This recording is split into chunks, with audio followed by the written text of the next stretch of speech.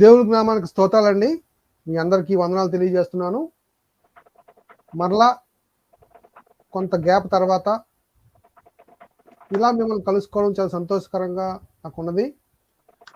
ఒక మంచి అంశంతో మీ ముందుకు రావడం జరిగింది. ఈ అంశాలని మళ్ళా మేము ముందుకు సాగిస్తాము. ముందుగా నా స్నేహితుడు, మీ అందరికీ తెలిసిన బ్రదర్ అనిల్ కుమార్ గారిని ముందు మనం ఆహ్వానిద్దాం. దాని తర్వాత అంశం మీద మేము చర్చించడం జరుగుతుంది. అది ఏ అంశమో మీకు తెలియజేయడం జరుగుతుంది. దయచేసి అందరూ కూడా ఈ వీడియోని షేర్ చేయండి, అనేది పంచండి. చాలా ఉపయోగకరమైన వీడియోగా ఇది నిలిచిపోతుంది. మొట్టమొదటిగా అనిల్ గారిని ఆహ్వానిద్దాం. బ్రదర్ వందనాలు. బ్రదర్ వందనాలు sir. Praise Lord sir. Praise Lord అండి. మరి చాలా రోజుల తర్వాత మరలా మిమ్మల్ని ఇలా మా లైవ్లో చూడడం సంతోషకరంగా ఉంది. మరి హనీ జాసన్ గారి అక్రమ అరెస్ట్ తర్వాత ఆయన విడుదల పొందడం, మరి ఆయనతో పాటు నేను ఇటు అటు తిరగడం, చాలామంది మమ్మల్ని ఆహ్వానిస్తూ ముందుకు మేము సాగడం జరుగుతుంది. ఈ క్రమంలో కొంచెం మనకి గ్యాప్ వచ్చింది. నో ప్రాబ్లం, మళ్ళీ మనం స్టార్ట్ చేద్దాం, ముందుకు వెళ్దాం. ఈరోజు మంచి అంశం మీద మిమ్మల్ని నేను ప్రశ్నిస్తాను. దానికి మీరు చక్కటి జవాబు ఎప్పుడు చెప్పే రీతిగానే మీరు ఇస్తారు ఖచ్చితంగా, నాకు తెలుసు. మనం ఇదివరకు చాలా వీడియోలు చేసి ఉన్నాము. అందులో ముఖ్యమైనది ఆర్య ద్రవిడ సిద్ధాంతం. ఇప్పుడు ఆర్యులు బయట నుంచి వచ్చారు అని మీరు ప్రూవ్ చేస్తూ చాలా వీడియోలో మనం చేయడం జరిగింది. అది భాష మీద కావచ్చు, లిపి మీద కావచ్చు, అలాగే migration of Aryans to India ఎలాగనేది ఎన్నో మనం చూపించడం జరిగింది ఆధారాలతో.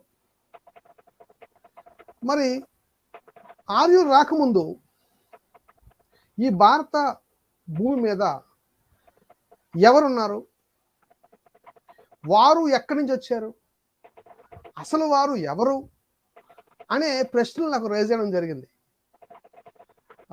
మీకు ఫోన్ చేసి అడిగిన వెంటనే మీరు స్పందిస్తూ దీని మీద మనం మంచి పాఠం మళ్ళీ మనం తీద్దాం. ఎందుకంటే దీర్ఘ పరిశీలన మరి ఇద్దరు మనం చర్చించుకున్నప్పుడు దీర్ఘ పరిశీలన మనం చేయడం, ఒక మంచి అంశం తయారైంది సార్, మనం రెడీ చేశాను, మరి మనం ముందుకు సాగుదాం అనగానే వెంటనే నేను లైవ్కి రెడీ చేయడం జరిగింది. ప్రేక్షకులు కూడా చాలా ఎదురు చూస్తూ ఉన్నారు. మన కాంబినేషన్లో ఎన్నో వీడియోస్ చాలా మంది వీక్షిస్తున్నారు, ఫోన్లు చేస్తున్నారు. సార్ ఏంటి సార్ మరి ఆపిస్తారు, మీరు మళ్ళీ రావాలి, మళ్ళీ మీరు మంచి విషయాలు చెప్పాలి అని చెప్పి వాళ్ళు అడగడం జరిగింది. వారందరికీ కానుకగా ఈరోజు ఒక మంచి అంశాన్ని, అసలు ఈ భారతదేశం మూలాలు ఎక్కడి నుంచి వచ్చాయి, ఆర్యులు రాకముందు ఉన్న జనాభా అసలు ఎక్కడి నుంచి వచ్చారు అనే అంశం చాలా ప్రాముఖ్యమైన అంశం. ఈ అంశం మీద నేను బైబిల్ అడిగానండి ప్రశ్న. బైబిల్ని అడిగినప్పుడు బైబిల్ ఒక చక్కటి విషయాన్ని చెప్పింది ప్రపంచానికి. నిజంగా మన భారతదేశంలో ఉన్న గ్రంథాలని, ప్రజెంట్ ఉన్న గ్రంథాలు మనం అడిగాం అనుకోండి, మనుషులు ఎక్కడి నుంచి వచ్చారంటే నేను నా డౌట్ అడిగిన తర్వాత మీకు మీ దగ్గర వస్తాను. వాయిస్ వస్తుంది అది మీ మైక్ సెట్ చేసుకోండి. Okay, right. Okay, right. Okay, వినబడుతుందండి? నా వాయిస్ వినబడుతుందా? Okay, right. ఈ భారతదేశపు గ్రంథాలను మనం అడిగాం అనుకోండి, వారు ఏమంటారంటే బ్రహ్మ వారి ముఖం నుండి బ్రాహ్మణుడు, మరి జబ్బల నుంచి క్షత్రియుడు, మరి తొడల నుంచి వైశ్యులు, పాదాల నుంచి శూద్రులు అని ఒక 4 డివిజన్స్ మనకు కనబడతాయి. వాళ్ళు చెప్పే రీతి పుస్తకాలు ఉన్నదే.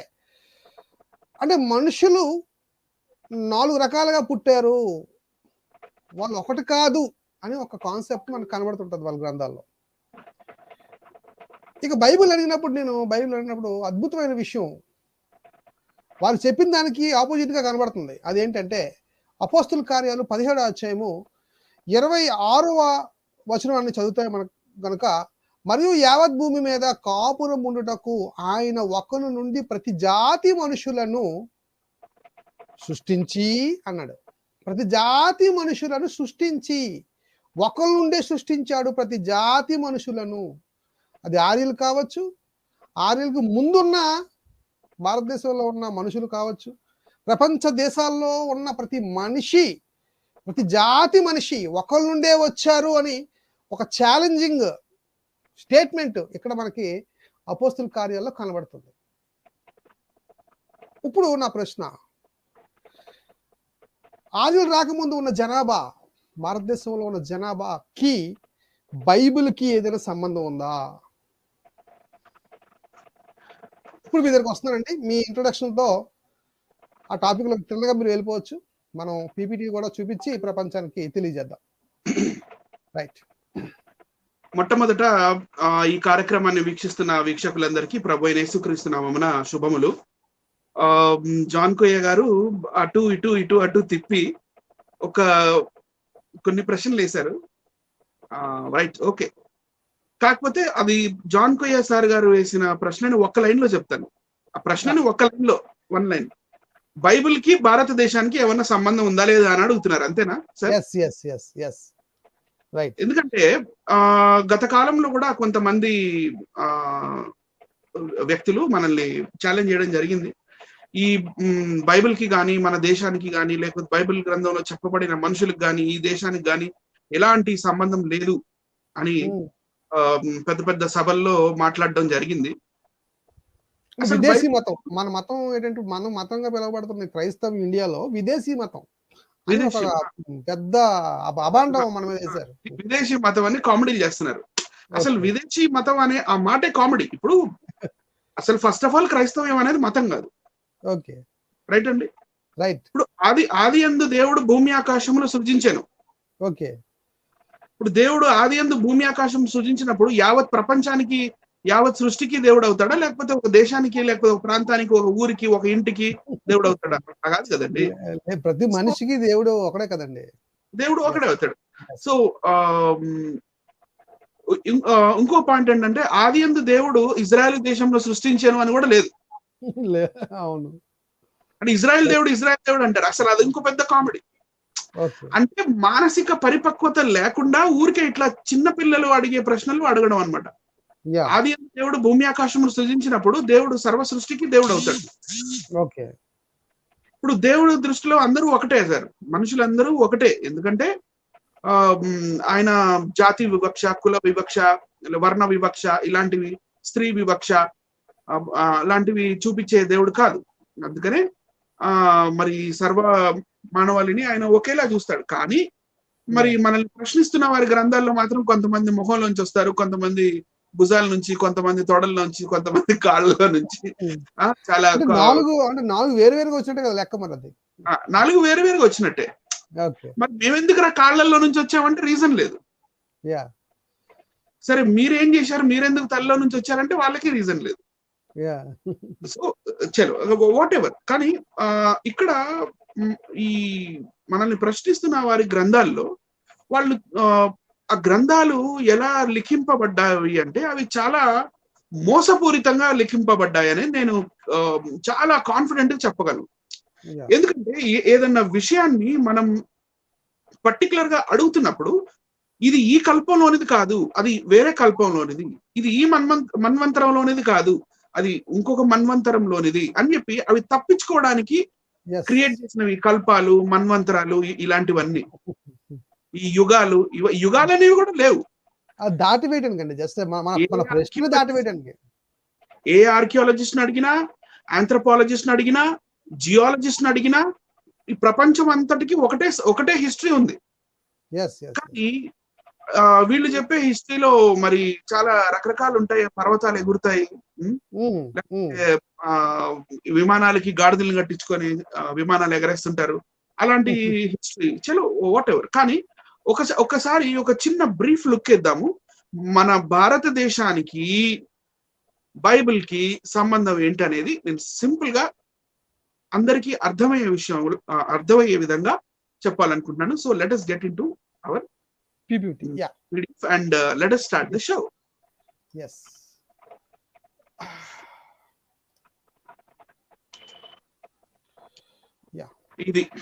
ఇదండి, ఇది early states of the old world. ఈ ప్రపంచ చరిత్ర మనం తెలుసుకోవాలంటే ఫస్ట్ ఏం చేయాలి? బైబిల్ గ్రంథంలో ఉన్న 10వ అధ్యాయం చదవాలి. ఎస్ దాని తర్వాత ఏం చేయాలి? బైబిల్ గ్రంథంలో ఉన్న ఆది కాండంలో ఉన్న 10వ అధ్యాయం చదివిన తర్వాత 11వ అధ్యాయం చదవాలి. కరెక్ట్. యాక్చువల్ గా సీక్వెన్స్ ఏంటి? ఫస్ట్ 11వ అధ్యాయం, ఎస్ దాని తర్వాత 10వ అధ్యాయం చదవాలి. యాక్చువల్లీ 10వ అధ్యాయం చదవాలి. అది సీక్వెన్స్ అర్థం కావాలంటే. సరే, ఆ తర్వాత ఆది కాండము 11వ అధ్యాయంలో వాళ్ళు ఇటుకలు తయారు చేసుకోవటం వాళ్ళకి అర్థమైంది. తర్వాత ఒక పెద్ద గోపురాన్ని తయారు చేసుకుంటే యెహోవా దేవుడు భాషలను తారుమారు చేసి వాళ్ళని చెల్లా చెదురు చేశారు. సో ఈ ఆంథ్రోపాలజిస్ట్స్ కానీ, ఆర్కియాలజిస్ట్ కానీ, లేకపోతే జియాలజిస్ట్స్ కానీ వాళ్ళకి దొరికినవి ఆ కాలంలో 4 నాగరికతలు. ఇవన్నీ నాగరికతలు, నది నాగరికతలు అనొచ్చు మనం. నది నాగరికతలు ఎక్కడైతే నది ఉందో ఆ నది పక్కన జీవించే నాగరికతలు అవి. ఎగ్జాంపుల్ ఈజిప్ట్ తీసుకుంటే, ఈజిప్ట్ ఐగుప్తు నాగరికత నైల్ నదికి సంబంధించింది. మెసోపొటేమియా తీసుకుంటే మీకు మెసోపొటేమియా కనపడుతుంది. మెసోపొటేమియా యూఫ్రటిస్ అండ్ టిగ్రిస్ అనే 2 నదులు, దోవాబ్ అంటే 2 రివర్స్. మళ్ళీ ఇక్కడ ఇండస్ వ్యాలీ సివిలైజేషన్ అంటే సింధు నది పరివాహక ప్రాంతంలో నివసించిన వారు, లేకపోతే సింధు నది నాగరికత. ఈ సింధు నది నాగరికత, ఈ సింధు నది యొక్క ఉపనదులు ఏవైతే 5 ఉన్నాయో, 5 పంజ్ అంటే 5, ఆబ్ అంటే వాటర్. పంజాబ్ కి పేరు అలా వచ్చిందండి. సార్ పంజాబ్ కి ఆ పేరు అలా వచ్చిందండి. 5 నదులు ఉన్నాయి కానీ పంజాబ్ అని పేరు వచ్చింది.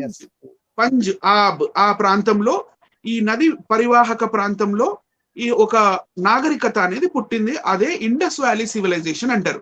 ఈ ప్రోగ్రామ్ లో ముందు నేను మొత్తం ఇండస్ వ్యాలీ సివిలైజేషన్ లేకపోతే సింధు నది నాగరికత అనకుండా ఐవిసి అంటాను సార్. Right sir?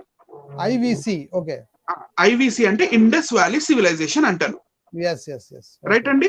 ఈ ఐవిసి అని నేను అన్న ప్రతి దగ్గర ఇండస్ వ్యాలీ సివిలైజేషన్ ని మీరు మీ మనసులో అతికించుకోవాలి. సరే, నెక్స్ట్ అండి. నెక్స్ట్ స్లైడ్ లో మనం చూసినట్టయితే ఎప్పుడు జరిగింది ఈ చైనా? అప్పుడు అది చాలా చిన్న నాగరికత అండి. ఈ నోవాహు పిల్లలు భూమి మీద మొత్తం చెదిరిపోయిన తర్వాత ఈ చైనా దగ్గర కూడా ఇక్కడ ఒక చిన్న నాగరికత ఆ సమయంలో మొదలైంది. రైట్ అండి. మొత్తం 4 నాగరికతలు, అతి పురాతన నాగరికతలు ప్రపంచ చరిత్ర ఇదే చెప్తుంది. Right sir. నెక్స్ట్ వెళ్దాం. అయితే ఈ సింధు నది నాగరికత అది పరిపక్వత చెందిన కాలం ఎప్పుడంటే 2800 సంవత్సరాలు క్రీస్తుకు పూర్వం.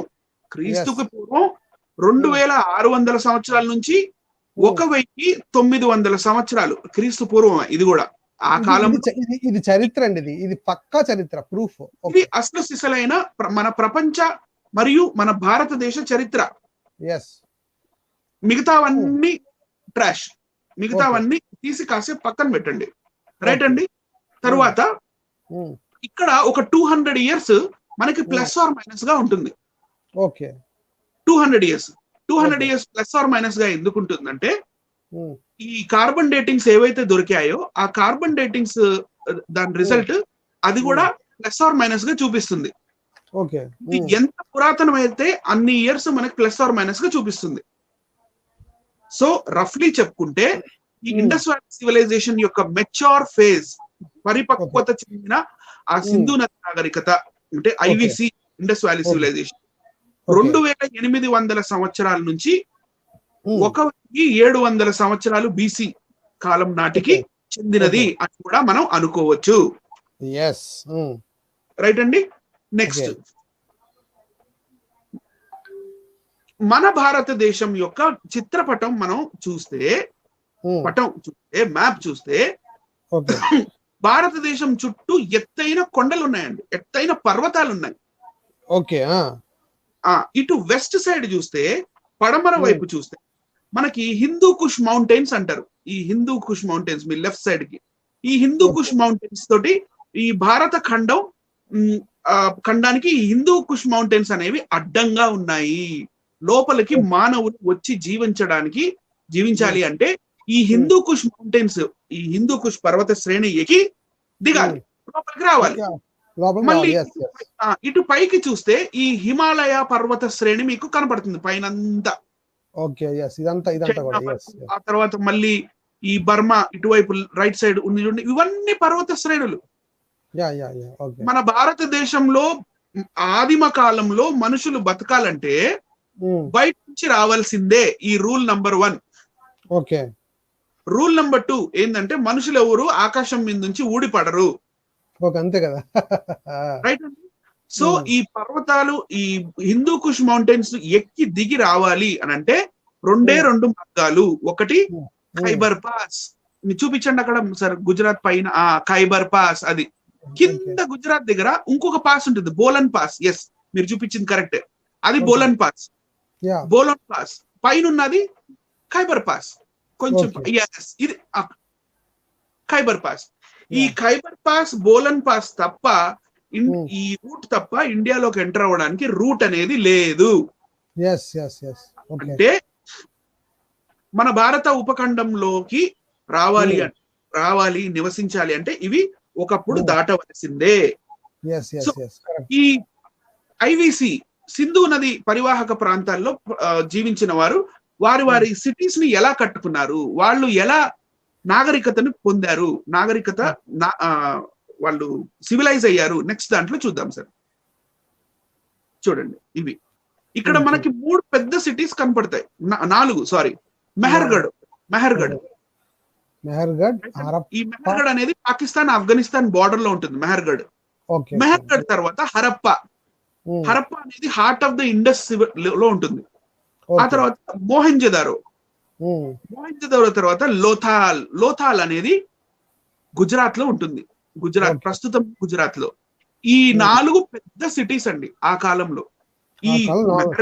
ఈ హరప్ప గాని, మోహెంజదారో గాని, లోథాల్ గాని, ఇవన్నీ హైలీ సొఫిస్టికేటెడ్ సిటీస్. ఇవన్నీ ప్లాన్డ్ సిటీస్ అంటారు వీటిని. ప్లాన్ వేసి, అంటే ఇప్పుడు చండీగఢ్ మనం వెళ్ళామంటే చండీగఢ్ లో సెక్టర్ 1, సెక్టర్ 2, సెక్టర్ 3 అని సెక్టర్ వైజ్ గా ఉంటుంది. ఇప్పుడు మనం గవర్నమెంట్ క్వార్టర్స్ చూస్తే A type, B type, C type అని చెప్పి బ్లాక్ నెంబర్ 2, బ్లాక్ నెంబర్ 3 ఇలా బ్లాక్స్ గా ఉంటాయి. కానీ ఇవి కూడా మొత్తం ప్లాన్డ్ సిటీస్ అన్నమాట. ఇష్టం వచ్చినట్టుగా గల్లీలు అట్లా ఉండదు. సో ప్లాన్డ్ సిటీస్ ఇవన్నీ. మిగతావన్నీ చిన్న సిటీస్. సో ఆ సిటీస్ బయట వీళ్ళు అగ్రికల్చర్ చేశారు, అంటే వ్యవసాయం చేశారు. తర్వాత వీళ్ళు హంటింగ్ చేసేవాళ్ళు, వేటకెళ్లే వాళ్ళు. తర్వాత వాణిజ్య వ్యాపార రంగాల్లో కూడా వీళ్ళు అప్పటికే బాగా పరిపక్వత చెంది ఉన్నారు. ఈ లోథాల్ అనే ప్లేస్ మీకు ఏదైతే ఇక్కడ కనపడుతుందో కింద గుజరాత్ దగ్గర, ఈ లోథాల్ అనే ప్లేస్ ఒకప్పుడు షిప్ యార్డ్ వాళ్ళది. క్రీస్తు పూర్వం 2800 లేకపోతే 2600 సంవత్సరాల క్రితం నుండే మన ఇండియాలో షిప్ యార్డ్ ఉండేది. రైట్ అండి. నెక్స్ట్, ఇప్పుడు మీరు చూస్తున్నది మోహెంజదారో నగరం యొక్క ఒక సైట్. అది ప్లాన్డ్ సిటీ అని చెప్పాను కదండి. సరే, ఇంకొంచెం జూమ్ ఇన్ చేసి ఇంకొక ఫోటో దగ్గరికి వెళ్దాం. నెక్స్ట్, ఇది పైన గుమ్మటంలా కనపడుతుంది మనకి. ఇది మోహెంజదారోనే. తరువాత కాలంలో బౌద్ధులు ఆ మోహెంజదారోలో దొరికిన ఆ ఇటుకలతో అక్కడ స్తూపాన్ని కట్టుకున్నారు. ఇది సింధు నది నాగరికత వాళ్ళ స్తూపం కాదు, గాని కింద ఉన్న బ్రిక్స్, ఈ ఇటుకలతో కట్టుకున్న ఈ వాల్, ఈ మన గోడలు ఏవైతే ఉన్నాయో అవి మాత్రం సింధు నది నాగరికతకు చెందిన వారు కట్టించినవి. నెక్స్ట్ అండి, చూడండి, వాళ్ళ ప్లాన్డ్ సిటీస్ ఇలా ప్లాన్డ్ గా ఉండేవి. పెద్ద వాటర్ రిజర్వాయర్స్, నీళ్లు మనం దాచిపెడతానికి గండిపేట రిజర్వాయర్, నీరు నిల్వ ఉంచుకోవడానికి. నీళ్లు ఆ కాలంలోనే వాళ్ళు ఇటుకలతో వాళ్ళు నీళ్లు నిల్వ ఉండేటట్టుగా చిన్న రిజర్వాయర్లు కట్టుకునే వాళ్ళు. స్విమ్మింగ్ పూల్స్ ఉండేవి, టాయిలెట్స్ ఉండేవి, మార్కెట్ ప్లేసెస్ ఉండేవి, మళ్ళీ షిప్ యార్డ్, డాక్ యార్డ్స్ ఉండేవి. ఇట్లా ఇంకా చాలా రకరకాల మనకి మంచి కట్టడాలు దొరుకుతాయి. ఇది మన భారతదేశానికి అప్పట్లో బ్రిటిష్ వాళ్ళు వచ్చినప్పుడు రైల్వే లైన్ వేయాలి అని తవ్వకాలు జరుగుతున్నప్పుడు బయటపడ్డాయి ఇవన్నీ. రైట్ అండి. నెక్స్ట్ ఇదిగోండి plant city and walled city. ఈ సిటీ ఏదైతే ఉండేదో, అంటే ఇది డ్రాయింగ్ మాత్రమే, ఇట్లా వాల్స్ కూడా ఉండే అనమాట. సిటీని ఎవరు ధ్వంసం చేయకుండా ఉండడానికి వాళ్ళు పెద్ద పెద్ద ప్రహరీ గోడలు కూడా కట్టుకునేవారు. సింధు నది నాగరికతకి చెందిన వారు. రైట్ అండి. మరి సింధు నది నాగరికత వాళ్ళు ఏకాకుల, అంటే వాళ్ళు ఐసోలేటెడ్ గా ఉన్నారా? వీళ్ళకి మాత్రమే పరస్పరంగా వీళ్ళు మాత్రమే మాట్లాడుకొని వీళ్ళే వాణిజ్యం చేసుకొని వీళ్ళే ఇంత మంచి నాగరికతను పొందారా? ఇంపాసిబుల్. అది ఇంపాసిబుల్. తప్పకుండా బయట ప్రపంచంతో పరిచయం ఉండాలి. అప్పట్లో బయట ప్రపంచం ఏది? ఐగుప్తు, చైనా. మరి ఆ కాలంలో ఇంత టెక్నాలజీ లేదు కాబట్టి వీళ్ళకి దగ్గరగా ఉండే ప్రజలు ఎవరై ఉండొచ్చు అంటే మెసొపొటేమియా. రైట్ అండి. దగ్గర మెసొపొటేమియా దగ్గరగా ఉంది.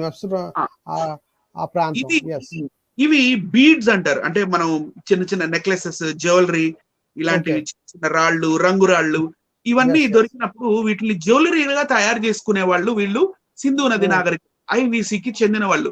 Indus valley civilization had traded with Iran and Afghanistan for minerals. అంటే పర్షియన్స్ అనుకోవచ్చు. రైట్ అండి. While lead and copper were exported from India. The highly civilized Harappans knew the art of growing cereals, పప్పుధాన్యాలు, and wheat, గోధుమలు, and barley అంటే యవలు. barley constitutes their staple food. Staple food అంటే కొంతమంది జొన్నలు తింటారు, జొన్న రొట్టె, కొంతమంది రాగి సంగటి తింటారు, కొంతమంది రైస్ తింటారు. దాన్ని స్టేపుల్ ఫుడ్ అంటారు. దేన్ని మనం కూరలో కలుపుకొని దేన్నైతే తింటాము. సో ఆ కాలంలో వాళ్ళ స్టేపుల్ ఫుడ్ ఏంటంటండి? వీట్ అంటే గోధుమలు మరియు యవలు, barley. They consumed vegetables and fruits and ate mutton, pork and eggs as well. Mutton, మరి పోర్క్, మరి ఎగ్స్ కూడా తినేవాళ్ళంట ఆ కాలంలో వాళ్ళు. Evidence also show that they wore cotton. మన భారతదేశంలో దొరికే ఆ కాటన్, ఆ పువ్వులు, మన పత్తి, అది ఏదైతే ఉందో ఆ పత్తితో తయారు చేయబడిన కాటన్ వస్త్రాలు వేసుకునే వాళ్ళంట వీళ్ళు ఇండస్ వ్యాలీ సివిలైజేషన్ కి చెందిన వారు. As well as woollen garment. ఇప్పుడు వులెన్ గార్మెంట్ అంటే ఇది కొంచెం కష్టమైంది. ఇప్పుడు వులెన్ గార్మెంట్ అంటే ఒక గొర్రె పట్టుకొని దానికి బాగా జూలు పెరగాలి, జుట్టు అది బొచ్చు పెరగాలి, తర్వాత బొచ్చు తినాలి, దాన్ని ప్రాసెస్ చేయాలి, దాన్ని ఉచిగా మార్చాలి, ఆ తర్వాత దాన్ని స్వెటర్ గా అల్లాలి. ఇదంతా కూడా కళ వాళ్ళకి తెలుసు అంట ఆ సమయంలోనే. సరే, నెక్స్ట్ అండి. ఇవి వాళ్ళ సీల్స్. రైట్ అండి. సీల్స్ క్లే టాబ్లెట్స్ ఉన్నాయి. సీల్స్ అంటే మళ్ళీ వీళ్ళు మూసలు అంటారే, మూస, సీల్ ని తయారు చేసే మూస. అంటే ఆ ముద్రలాగా వేస్తారు, తయారు చేసి ముద్రలు అన్నమాట. ముద్రలో చేసుకునేలాగా రాజముద్రికలు. రైట్. అక్కడ మీకు లిపి కూడా కనపడుతుంది చూడండి. లిపి కూడా పైన ఇదంతా లిపి కూడా కనపడుతుంది. ఏదో ఒక చాపలాగా, ఒక యు ఆకారంలో, లేకపోతే ఎద్దు కొమ్ముల్లాగా, లేకపోతే చక్రం ఆకారంలో, చక్రంలో మళ్ళీ కమ్మీలు ఉన్నాయి. రైట్. ఇది వీళ్ళ లిపి ఇలా ఉంటుంది, ఇలా ఉండేది ఆ కాలంలో. వీళ్ళు రాసేవాళ్ళు కూడా, అంటే వీళ్ళు చదువుకున్న వారు కూడా, వీళ్ళకి చదువు కూడా వచ్చు. నెక్స్ట్ అండి, ఇంకొక సీల్ చూపిద్దాము. క్లే టాబ్లెట్స్ లో మన ఆర్కియాలజీ వాళ్ళు దీన్ని తయారు చేశారు. మన ఆర్కియాలజీ డిపార్ట్మెంట్ వాళ్ళు క్లే తోటి, ఇందాక నేను చూపించిన ఆ టాబ్లెట్స్ మూసలతోటి దీన్ని ఇలా తయారు చేసి మనకి మ్యూజియంస్ లో దొరుకుతాయి. ఆ కాలంలోనే వీళ్ళకి దే నో ఆల్ యానిమల్స్, వీళ్ళకి ఎక్సెప్ట్ హార్స్. ఇందులో మనకి హార్స్ దొరకదు. హార్స్ లేకుండా మిగతా అన్ని ఉంటాయి. గుర్రం తప్ప ప్రతి ఒక్కటి దొరుకుతాయి. ఎందుకంటే గుర్రం మన భారతదేశానికి చెందిన జంతువు కాదు. మనకి ఒంటె కూడా దొరకదు ఇక్కడ. చూడండి మీరు, మీకు ఇక్కడ ఒంటె కనపడిందా? లేదు. ఒంటె అరబ్ దేశానికి చెందిన జంతువు. అది తర్వాత కాలంలో మన భారతదేశానికి తీసుకురావడం జరిగింది. అలాగే గుర్రం కూడా మన భారతదేశానికి చెందినది కాదు, అది తర్వాత కాలంలో ఆర్యుల ద్వారా మన భారతదేశానికి తేబడింది. అందుకనే మనకి గుర్రం తప్ప మిగతా జంతువులన్నీ మన భారతదేశానికి సంబంధించిన జంతువులన్నీ కనపడతాయండి. నెక్స్ట్ ఇది వీళ్ళ స్క్రిప్ట్ ఇలా ఉండేది అండి. లిపి వాళ్ళది చిత్రలిపి అనొచ్చు మనం. అక్షరాలు అక్షరమాలతో. నెక్స్ట్ సార్, అక్షరమాల లేదు వీళ్ళకి. లేకపోతే ABCDEFG అలా చిత్రలిపి అండి. జస్ట్ బొమ్మల ద్వారా గుర్తించడం, బొమ్మల ద్వారా గుర్తించడం అంతే. అంతేగాని దానికి ఒత్తులు పెట్టడం, దీర్ఘాలు పెట్టడం, దానికి గుడి దీర్ఘం ఇవ్వటం, కొమ్ములు పెట్టి కొమ్ము దీర్ఘం ఇవ్వడం అలాంటివి లేవు. మళ్ళీ కాన్సనెంట్స్ లేవు. రైట్ అండి. ఇది కేవలం అంటే కొన్ని ఇప్పుడు ఈజిప్షియన్స్ ఎలా రాసేవాళ్ళు, రా అంటే ఒక చిత్రం, ము అంటే ఒక చిత్రం, సెస్ అంటే ఒక చిత్రం, అలా రా ము సెస్. ఇది కూడా సేమ్ అదే టైప్ లో చిత్రలిపి అండి. నెక్స్ట్ ఇవి కూడా ఇంకొన్ని. కానీ ఇక్కడ మనకి రెండో లైన్ లో స్వస్తిక్ కనపడుతుంది చూడండి. ఈ స్వస్తిక్ వీళ్ళు ఏమంటారంటే ఇది మా గుర్తు అంటారు. కాదు, it is copied from Indus valley civilization. Sindhu నది నాగరికత వాళ్ళ దగ్గర నుంచి కాపీ చేసుకున్న సింబల్ అది. అది మీరు ఏదో కాగితం చూపించి అది ఎలా చెప్తారండి స్వస్తిక్ మాదేను అని అనొచ్చేమో. నెక్స్ట్ ఫోటో చూడండి. ఇది swastik seal of Indus valley civilization. ఇది రాజముద్రిక అప్పట్లో వాళ్ళది. రైట్ అండి. నెక్స్ట్ ఇది నేను ఇండియన్ ఎక్స్ప్రెస్ నుంచి తీసుకున్నానండి. Indian express explained an ancient Dravidian language linked with Indus Valley civilization. What language did the inhabitants of the Indus Valley civilization communicate in? అని క్వశ్చన్. ఒక క్వశ్చన్ అంటే ఈ సింధు నది నాగరికతకి చెందిన వారు, సింధు పరివాహక ప్రాంతంలో నివసించిన వారు, ఆ కాలంలో నివసించిన ఆ ప్రజలు ఏ భాషని మాట్లాడేవాళ్ళు అనేది ఒక పెద్ద ప్రశ్న. ఏ భాషను మాట్లాడేవారయ్యా అంటే పెద్ద పెద్ద స్కాలర్స్ అందరూ ఒక భయంకరమైన రీసెర్చ్ చేశారండి. రీసెర్చ్ చేసి వాళ్ళు ఏం చెప్పారు సెకండ్ పారాగ్రాఫ్ లో ఉంటుంది చూడండి. ఆ న్యూ రీసెర్చ్ పేపర్, అదే సార్ ఇందాక second paragraph. A new research paper published in the peer journal of the Springer Nature Group has provided some interesting new sight on the linguistic culture of the Harappans. Taking clue from a few words shared between the Indus Valley people and the cultures they came in contact with, the paper traced their language roots to Proto-Dravidian. వాళ్ళు proto అంటే బాల్య అవస్థలో బాల్య దశలో ఉన్న ద్రవిడ భాష. అంటే like ఇప్పుడు మనం మేక అంటాం. రైట్ అండి. మనం మేక ఎందుకంటాం? ఎందుకంటే దానికి ఒక రూట్ ఉంటది. ప్రోటో ద్రవిడియన్ వాళ్ళు ఏమనేవాళ్ళు అంట తెలుసా సార్? మేకే అనేవాళ్ళంట. ఆ మెకే వచ్చి ఇప్పుడు మనకి ఇక్కడ మేక అయింది. ఆ మెకే అనేది ఎట్లా అయింది? ఇప్పుడు మేక మే అని అరుస్తుంది. మెకే అంటే మే అని అరిసేది దాని అర్థం. అందుకని దానికి మేక అని పేరు వచ్చింది, మెకే. సో ఇలాంటి ఎన్నో లింగ్విస్టిక్ ఆధారాలు తీసుకొని ఈ linguists they have come to conclusion the Dravidian people use to speak the Indus Valley people used to speak Proto-Dravidian language, which is the ancestral language of all the modern Dravidian language. ఇప్పుడు ఉన్న modern Dravidian languages అంటే మలయాళం, కన్నడ, తెలుగు, తమిళ్, బ్రాహువి, చెంచు, ఇంకా చాలా ఉన్నాయి. మన గోండి, ఇలాంటి ఈ భాషలు ఏవైతే ఉన్నాయో ద్రవిడియన్ భాషలు, వాటన్నిటికీ బాల్యావస్థలో ఉన్న ఆ ద్రవిడియన్ లాంగ్వేజ్ మదర్ అని చెప్తున్నారు వీళ్ళు. Therefore, the paper suggested that speakers of ancestral Dravidian language had a greater historic presence in the North India, including the Indus Valley region from where they have migrated. So, ఈ Indus valley civilisation చెందిన వారు proto Dravidian అంటే బాల్య అవస్థలో ఉన్న ద్రవిడ భాష మాట్లాడేవాళ్ళు. ఇక్కడ దాకా క్లియర్ అయింది కదా సార్? క్లియర్ అయింది, వండర్ఫుల్ గా ఉంది. ఓకే. ఈ ఇండస్ వ్యాలీ సివిలైజేషన్ వాళ్ళు చాలా ఇంప్రవైజ్ అయి ఉన్న వాళ్ళు, వీళ్ళు చాలా సొఫిస్టికేషన్, చాలా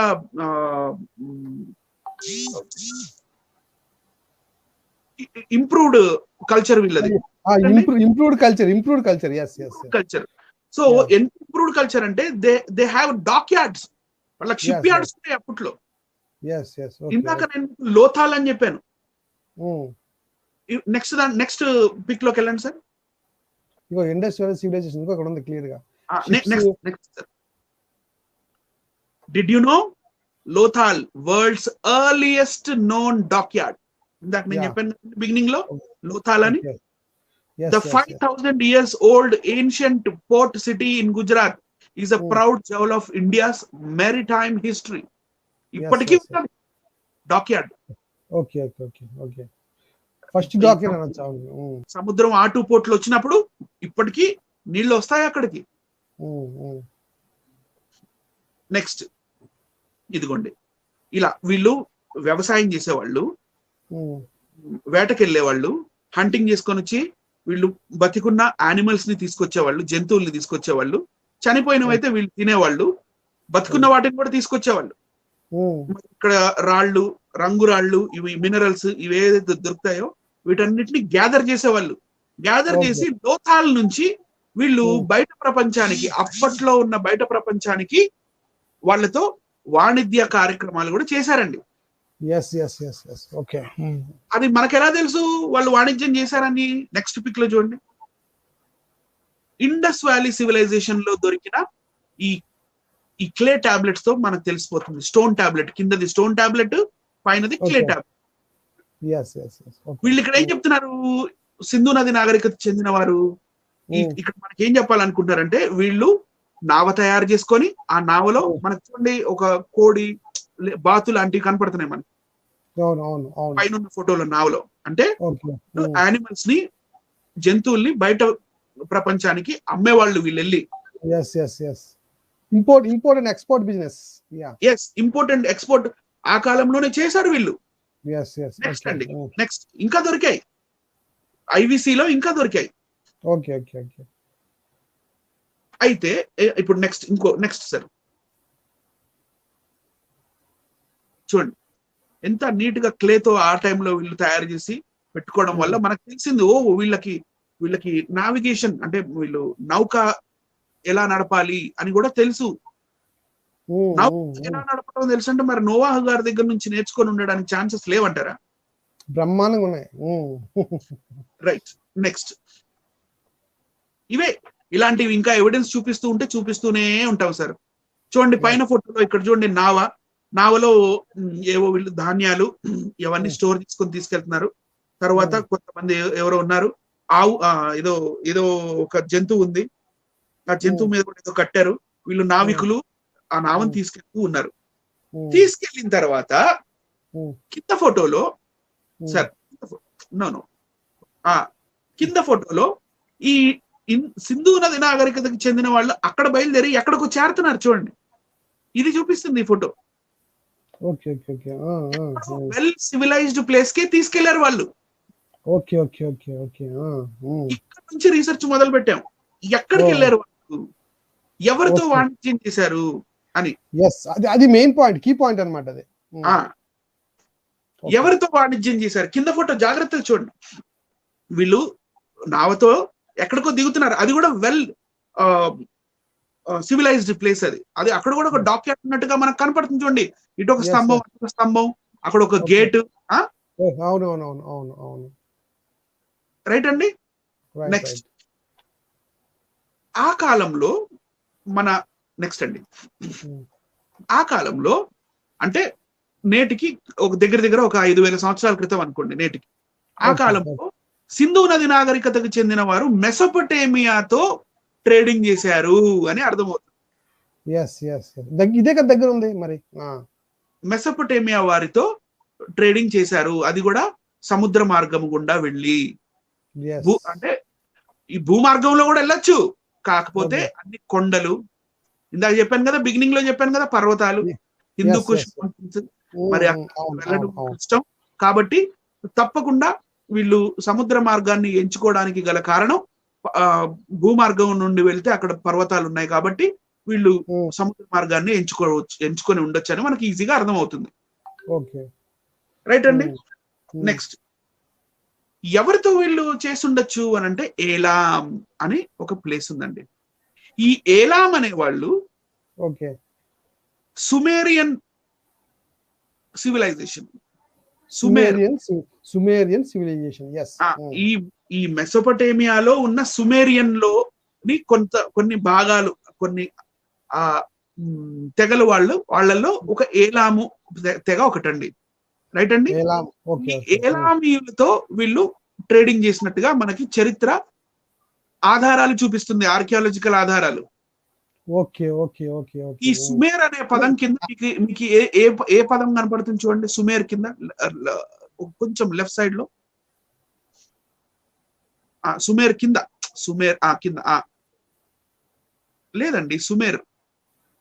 సుమేర్, Yes. సుమేర్ కింద. Okay, okay. ఉర్ ఊరు. యా, ఊరు. ఉర్ ఉర్ ఎవరు పేరండి? ఎవరు ఊరండి? ఇది అబ్రహాం. Yes. అబ్రహాం గారి ఊరు పేరు ఉర్. అంటే బైబిల్లో ఊరు అని కనబడుతుంది కరెక్ట్ గా. ఎస్. సో ఇది అబ్రహాము గారి కాలానికి మీకు దగ్గరగా కనపడుతుంది ఆ లింక్ కనబడుతుంది. లింక్ ఉంది కదా, కనపడుతుంది కదా. It has some link with ఊర్. యా, ఉర్. రైట్. నెక్స్ట్ చూపిస్తాను చూడండి. నెక్స్ట్ ఫోటో చూడండి. ఈ జాగ్రోస్ మౌంటైన్స్ అని మనకు కనపడతాయి. ఏలాంలోనే రెడ్ కలర్ లో మీకు క్రాస్ గా ఉంటుంది, జాగ్రోస్ అని రెడ్ కలర్ లో. Elam colour Zagros mountains. ఈ జాగ్రోస్ మౌంటైన్స్ ఈ చుట్టుపక్కల ప్రాంతాల్లో, ఈ నదీ ప్రాంతాల్లో ఈ ఏలామీయులు అప్పుడులో ఉండేవాళ్ళు.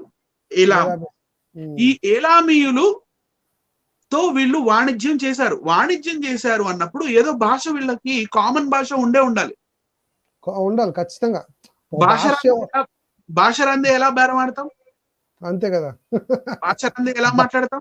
అవును, అవును, అవును. భాష రందే వాళ్ళు అటాక్ చేయడానికి వచ్చారా, యుద్ధానికి వచ్చారా, వాణిజ్యం కోసం వచ్చారా, ఎలా తెలుస్తుంది? కాబట్టి వీళ్ళ భాష వాళ్ళ భాష ఒకటే అయ్యే ఛాన్సెస్ చాలా దగ్గరగా ఉన్నాయి. మన ఈ ప్రకారంగా మనం ఒకసారి నెక్స్ట్ పిక్ లోకి వెళ్దాం సార్. మన Indus valley civilization, IVC, Sindhu నది పరివాహక ప్రాంతంలో నివసించిన వారి క్లే టాబ్లెట్స్ ఇందాక చూపించాను నేను. అలాంటి క్లే టాబ్లెట్స్, అలాంటి సీల్సే వీళ్ళవి కూడా ఉన్నాయి. చాలా దగ్గర చూడండి ఫొటోస్. ఎలామైడ్ సంబంధించిన గుర్తులు సేమ్ మన భారతదేశంలో అప్పట్లో ద్రవిడ ఏరియాలో ఉన్న భాష మాట్లాడేవారు దగ్గర పోలికలు ఉన్నాయని మీరు అంటున్నారా? Yes, right. ఓకే. సింధు నది నాగరికతకు చెందిన వారి ఆ సీల్స్ ఏలామీయులు నాగరికతకు చెందిన వాళ్ళ సీల్స్ ఒకేలా ఉన్నాయి, దగ్గరగా ఉన్నాయి. చూడండి, కొంచెం జూమ్ చేసి చూపించండి సార్. ఎస్, చూసారా అక్కడ జంతువులు?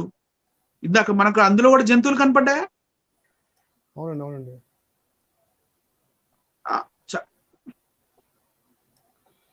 ప్లస్ కనబడుతుంది కదా, ప్లస్ లా కనబడుతుంది ఇక్కడ. అలాగే ఈ టిక్లు కనబడుతున్నాయి. ఇది మీకు రైట్ సైడ్ ఉన్నది. ఇది రౌండ్ గా ఉంటుంది, సిలిండర్ అండి. దీని మీద దీన్ని చెక్కి ఆ మట్టి ముద్ద మీద దాన్ని రోల్ చేస్తారన్నమాట. రోల్ చేసినప్పుడు ఈ బొమ్మ పడింది దాని మీద. అవును. రైట్ అండి. రైట్. నెక్స్ట్ పిక్ లోకి వెళ్దాం సార్. ఇప్పుడు చాలా ఇంట్రెస్టింగ్ విషయాలు చూపిస్తాను నేను మీకు. ఓకే. ఇది ఎలమైట్ సివిలైజేషన్ వాళ్ళ కట్టడాలు ఇలా ఉంటాయి. ఓకే. ఇది ఎలామైట్ అని నేను చెప్పకుండా ఊరికి నార్మల్ గా చూపిస్తే ఎవరైనా ఏమనుకుంటారు? హరప్పా మొహంజదారో సివిలైజేషన్ అనుకుంటారు. సింధు నది నాగరికతకు చెందిన వారి కట్టడం కాబోలు అనుకుంటారు. ఓకే. కానీ ఏలామైట్స్, ఈ ఏలామీయులు కట్టుకున్న వారి నాగరికతకు చెందిన కట్టడాలు కూడా ఇలాగే ఉంటాయి. మన ఇండస్ వ్యాలీ సివిలైజేషన్, సింధు నది నాగరికతకు చెందిన కట్టడాలు లాంటివే. Okay, right. నెక్స్ట్ అండి, ఇదిగోండి. దీన్ని చోగా జాన్బిల్ అని అంటారు. ఈ ఇది 3300 సంవత్సరాల క్రితం, అంటే సింధు నది నాగరికత కన్నా ముందుదంట ఇది. 3300 సంవత్సరాల క్రితం కట్టిందనమాట. ఓకే, రైట్ అండి. ఇది ఇక్కడ కూడా మరి ఇటుకలతోటే కట్టారు మన సింధు నది నాగరికత వారి వలె. రైట్ అండి. నేను మొత్తం చదివి వినిపించలేండి, నేను బోర్ చేయదలుచుకోలేదు. ఇది ఒకటి సరిపోదండి. The principal element of this complex is an brick అని ఉంది ఇక్కడ చూడండి. Ziggurat, brick ziggurat. దాన్ని ఇందాక నేను చూపించాను. A large stepped pyramidal temple dedicated to Elamite divinity in Shushinak, the protector and patron god of Susa. Susa అనే తెగవారు కూడా అక్కడే ఉండేవాళ్ళు వాళ్ళతో పాటు. Okay okay okay, right right అండి. నెక్స్ట్ ఇంకా చూపిస్తాను చూడండి కట్టడాలు. ఇదిగోండి, మీకు సింధు నది నాగరికత కట్టడాలకి చాలా దగ్గరగా లేదా? అవునండి అవునండి అవునండి అవును. నెక్స్ట్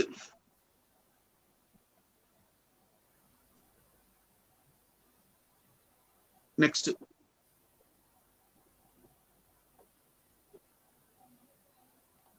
ఇటుకలతో కట్టింది మొదలెట్టింది రాలే. రైట్ అండి. నెక్స్ట్ ఇదిగోండి, దీన్ని ఎలామీయులు రాసిన స్క్రిప్ట్ ఇది, లీనియర్ ఎలామైట్ స్క్రిప్ట్. ఒక్కసారి స్క్రిప్ట్ ని జూమ్ చేసి చూపించండి. ఇందాక నేను చూపించిన సింధు నది నాగరికతకు చెందిన ఆ చిత్రలిపి ఏదైతే ఉందో దానికి దగ్గరగా ఉందా లేదా ప్రేక్షకులే చెప్తారండి. Okay, yes.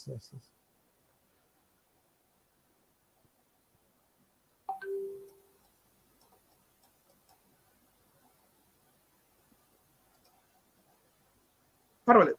నెక్స్ట్ అండి. ఇదిగోండి, ఇది మీకు ఇంకా బ్రీఫ్ గా కనపడే విధంగా ఈ మనకి ఇండస్ వ్యాలీ వాళ్ళు నీళ్లు పారుతున్నట్టుగా అలలుగా వేసేవి, మళ్ళీ చాప ఆకారంలో ఉన్నవి, ట్రయాంగిల్ ఆకారంలో ఉన్నవి, రాంబస్ ఆకారంలో ఉన్నవి.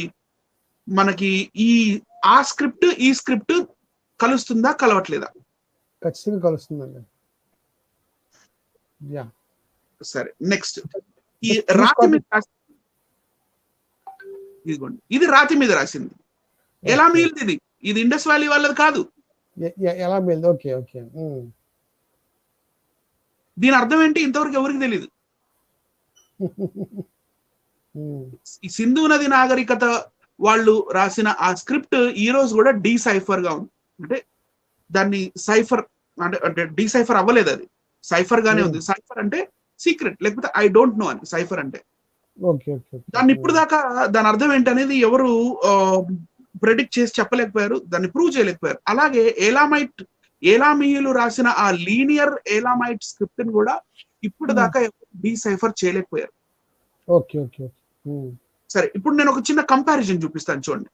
ఈ టైం లైన్ ప్రకారం చూస్తే 3500 BC కాలం నుంచి చూస్తే ఈ మెసోపొటేమియా సివిలైజేషన్ ఏదైతే ఉందో దానితో మనం ఒకవేళ కంపేర్ చేసి చూస్తే మెసోపొటేమియా సివిలైజేషన్ తర్వాత ఏలామీయుల సివిలైజేషన్ మొదలైంది మీ రైట్ సైడ్.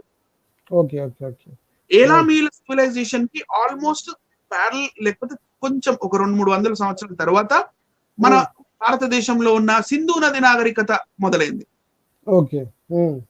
రైట్ అండి. ఇవన్నీ స్క్రిప్ట్స్ పుట్టుక గురించి చెప్తున్నాను నేను. రైట్ అండి. నెక్స్ట్ ఇక్కడ కంపారిజన్ ఉంది చూడండి, మీకు కొంచెం జూమ్ చేసి చూపించండి సార్. అంటే సింధు నది నాగరికతకు చెందిన చిత్రలిపి మరియు ఏలామీయుల చిత్రలిపి కంపేర్ చేస్తూ ఒకే దగ్గర పెట్టి చూపించింది. ఇది కింద సార్, ఆ కింద బార్ ఏదైతే ఉందో ఆ లైన్, ఆ బార్ చూపించండి.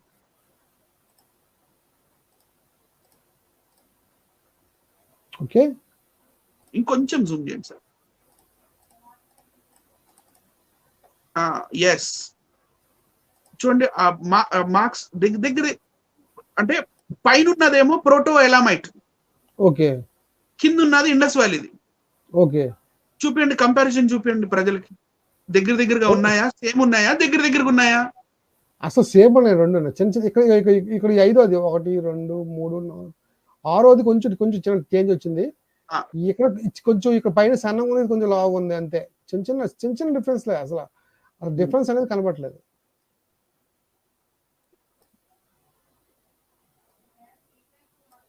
అంటే 2 ఒకలే ఉన్నాయండి. నాకు తెలిసి 2 లాంగ్వేజ్ ఒకటే. ఇప్పుడు సరే ఓకే. ఇప్పుడు నేనేమనుకున్నానంటే అక్కడ ఉన్నవారు, ఇక్కడ ఉన్నవారు అంటే అక్కడి నుంచి ఇక్కడ మైగ్రేట్ అయ్యి వచ్చి అదే లాంగ్వేజ్ మాట్లాడి ఇద్దరు అని అనొచ్చు. చూపించండి సార్. ఎస్.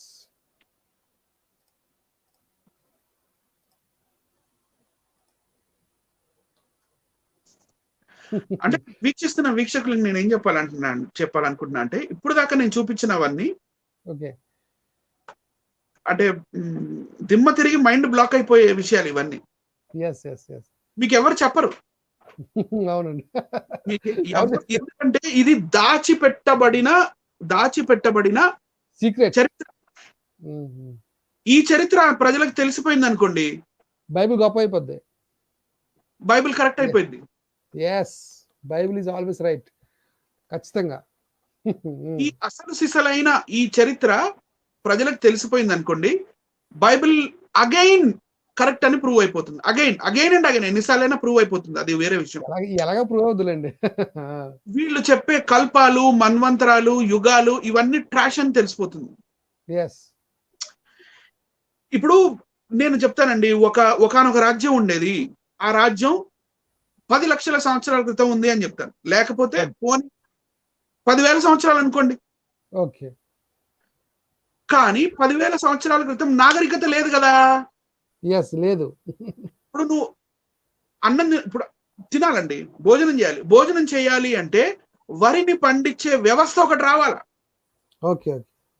పట్టు వస్త్రాలు వేసుకోవాలంటే పట్టు పురుగులు పట్టుకొని అది కకూన్ అయిన తర్వాత దాన్ని వేడి నీళ్ళల్లో వేసి ఆ కకూన్ లో నుంచి దారాలు లాగి వాటిని నెత్తనేస్తే పట్టు పరిశ్రమ వచ్చినట్టు.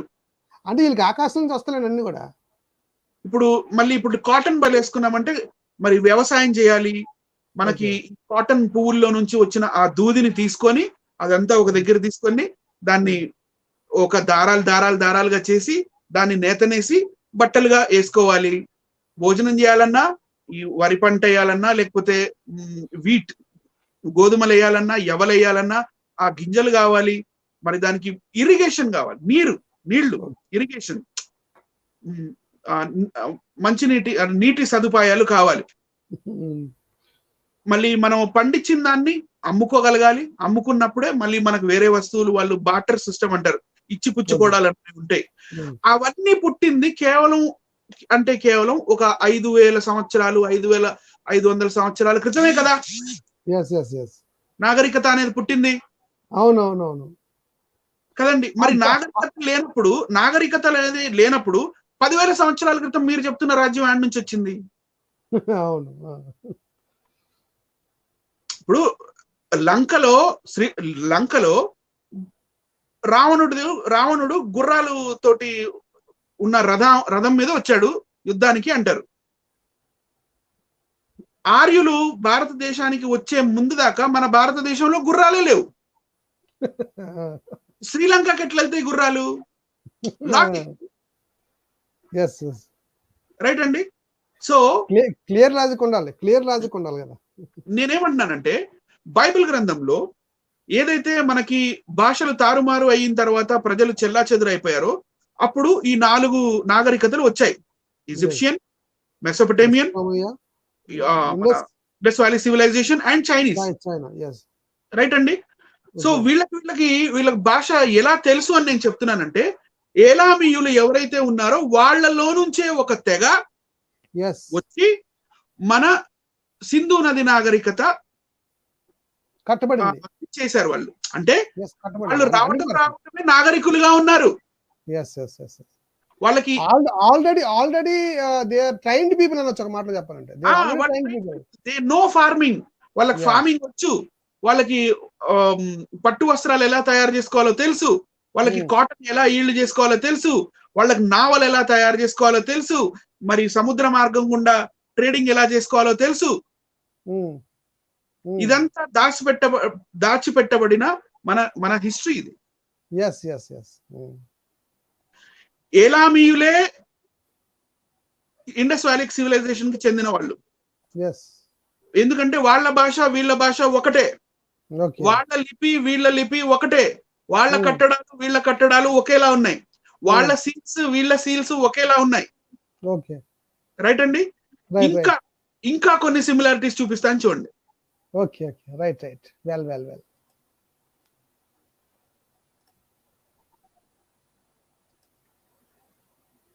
ఓకే. ఇది మన రైట్, మీకు లెఫ్ట్ సైడ్ లో ఉన్నది ఏలామీలకు చెందినది, ఏలామీలకు చెందిన పాటరీ. రైట్ సైడ్ లో ఉన్నది క్లే టాబ్లెట్ సీల్. ఆ సీల్ మీద ఎవరైతే మనిషి ఉన్నాడో ఆయన తల మీద ఉన్న అది కిరీటం లాంటిదో ఏదైతే ఉందో అది మన భారతదేశానికి చెందిన వాటర్ బఫెల్లో అంటారు, నీటి బర్రె, వాటర్ బఫెల్లో. వాటర్ బఫెల్లోకి చెందిన ఆ కొమ్ములు అవి. రైట్ అండి. మళ్ళీ మీరు లెఫ్ట్ సైడ్ ఏలామీలకు చూడండి, ఉందా కొమ్ములు? ఉన్నాయి. మరి ఈ కొమ్ములు గల వ్యక్తి, ఇతని చుట్టుపక్కల జంతువులు ఉన్నాయి, మరి ఇటు చుట్టుపక్కల జంతువులు ఉన్నాయి ఆయనకి. I'm showing you the similarities. Similar ఉంది, రెండు సిమిలర్ ఉందండి. నెక్స్ట్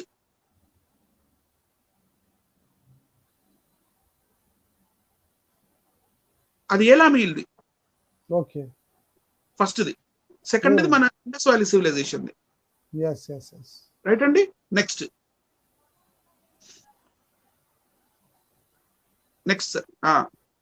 ఇది మీ లెఫ్ట్ సైడ్ లో ఉన్నది ఎలామైట్స్ ది, మీ రైట్ సైడ్ లో ఉన్నది ఇండస్ వ్యాలీ సివిలైజేషన్, ఐవిసి వాళ్ళది. ఇది ఐవిసికి చెందింది, అందరికీ తెలుసు, డాన్సింగ్ గర్ల్ అంటారు ఏమని. ఈ బొమ్మ పేరు డాన్సింగ్ గర్ల్. రైట్ అండి. 2300 BC కి చెందింది. ఇది దొరికింది, ఎక్కడ దొరికింది? మొహంజదారోలో దొరికింది ఇది. రెండు బ్రాంజ్ తో తయారు చేయబడినవే. ఎలామీలు కూడా బ్రాంజ్ తోటే తయారు చేశారు, వీళ్ళు బ్రాంజ్ తోటే తయారు చేశారు.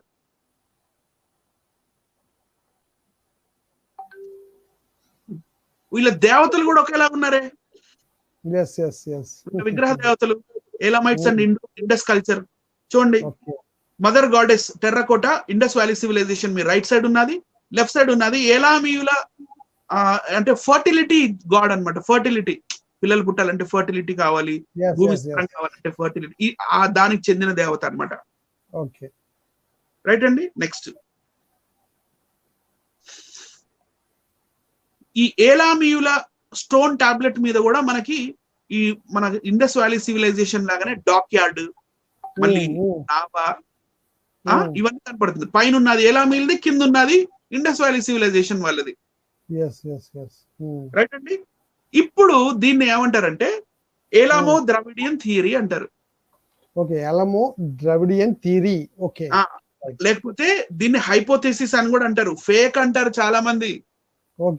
ఫేక్ అంటారు చాలా మంది, ఎందుకంటే ఇదే సత్యం. ఈ సత్యం ప్రజలకు తెలిసిపోయిందంటే వీళ్ళు చెప్పే కథలన్నీ పిట్ట కథలని అర్థమైపోతుంది. కాబట్టి ఇండస్ వ్యాలీ సివిలైజేషన్ కి ముందు, సింధు నది నాగరికతకు ముందు నాగరికత అనేది లేదు. అందుకే కాంచి ఐలయ్య గారు అంటారు, మా ముత్తాత హరప్ప అంటాడు. ఏంటబ్బా మా ముత్తాత హరప్ప అని అంటున్నారు అని చాలా మంది నన్ను అడగడం జరిగింది. వాళ్ళకి ఇక ఇదంతా చెప్పడం జరిగింది, అయ్యా ఇది ఆ కాలంలో వాళ్ళు ద్రవిడ భాష మాట్లాడేవాళ్ళు, మనం మనది కూడా ద్రవిడ భాషను, ఆ కాలం వచ్చి తరిమేస్తే మనం ఏడకు వచ్చున్నాము సౌత్ ఇండియాలో చెప్పడం జరిగింది. సో ఇప్పుడు ఇక్కడ ఏలామో ద్రవిడియన్ థియరీ గురించి నేను 2 లైన్లు చదువుతాను, వినండి. అపార్ట్ ఫ్రమ్ లింగ్విస్టిక్ సిమిలారిటీస్, ఇప్పుడు దాకా లింగ్విస్టిక్ సిమిలారిటీస్ చూపించాను కదా నేను. అపార్ట్ ఫ్రమ్ దట్, అది కాకుండా ఏలామో hypothesis rests on the claim that agricultural spread from Near East to the Indus Valley region via Elam. This would suggest that agriculturists brought a new language as well as farming from Elam. వీళ్ళు ఏలామీయుల దగ్గర నుండే వ్యవసాయం నేర్చుకున్నారు అని ఒక theory చెప్తుంది sir. అని చెప్తున్నారు. Supporting ethnobotanical data include a near eastern origin and name of wheat. D. Fuller అనే శాస్త్రవేత్త. రైట్ అండి. మన సింధు నది నాగరికతలో వీళ్ళు ఏదైతే గోధుమ గింజలుని పండించే వాళ్ళు అదే జాతికి చెందిన గోధుమ గింజల్ని, బియ్యంలో కూడా రకాలు ఉంటాయి, జాతులు ఉంటాయి, మరి గోధుమ గింజల్లో కూడా రకాల జాతులు ఉంటాయి కదండి. ఏ రకమైతే మన ఇండస్ వ్యాలీ సివిలైజేషన్ లో సింధు నది నాగరికత వాళ్ళు పండించారో అదే రకం గోధుమ వీళ్ళు ఏలామీలు కూడా పండించేవాళ్ళు అంట. సేమ్ డిట్టో, ఏం చేంజ్ లేదు. Later evidences of extensive trade between Elam and Indus valley civilization suggest ongoing links between the two regions. తర్వాత వీళ్ళు ట్రేడింగ్ కూడా చేసుకునేవాళ్ళు ఒకరికొకళ్ళు. నేను చెప్పాను కదా, ద్వారాన్ని చూపించాను చూడండి. Renfrew and Cavalli Forza have also argued that Proto-Dravidian was brought to India by farmers. ఇక్కడ ఉన్న ఏలామీల్లో ఉన్న కొంతమంది రైతులు వాళ్ళే వలస వచ్చి ఇక్కడ ఇండస్ వ్యాలీ సివిలైజేషన్ లో ఉన్నారు. అప్పుడు వాళ్ళు ప్రోటో ద్రవిడియన్ లాంగ్వేజ్ మాట్లాడేవాళ్ళు, అంటే బాల్య దశలో ఉన్న లాంగ్వేజ్, ఆ లాంగ్వేజ్. అలా ఇంకా చెప్పాలంటే చాలా ఉన్నాయి సార్. సిల్వెస్టర్ ఎల్ ఎట్ అల్ 2019 లో noted that referring to Renfrew the existence of Brahui speakers. Brahui అనే భాష అది ద్రవిడ భాషే, అది ఇప్పటికీ బాలచిస్తాన్ లో మాట్లాడతారు.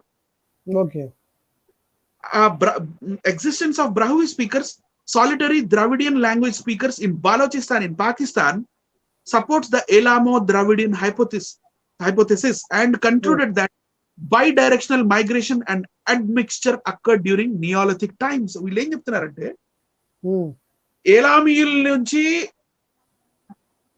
ఇండస్ వ్యాలీ వాళ్ళు ఏలామీయులకి వీళ్ళు ట్రేడింగే కాదు, వీళ్ళు మైగ్రేషన్స్ కూడా అయ్యారు, ఇటు నుంచి అటు అటు నుంచి అటు. ఎట్ ద సేమ్ టైం వీళ్ళు పెళ్లిళ్ళు కూడా చేసుకొని ఉండొచ్చుగా. ఖచ్చితంగా మరి ట్రేడింగ్ అయినప్పుడు ఖచ్చితంగా చేసుకుంటారు కదా. సో ఇలా చాలా ఉన్నాయి సార్. నెక్స్ట్ అండి,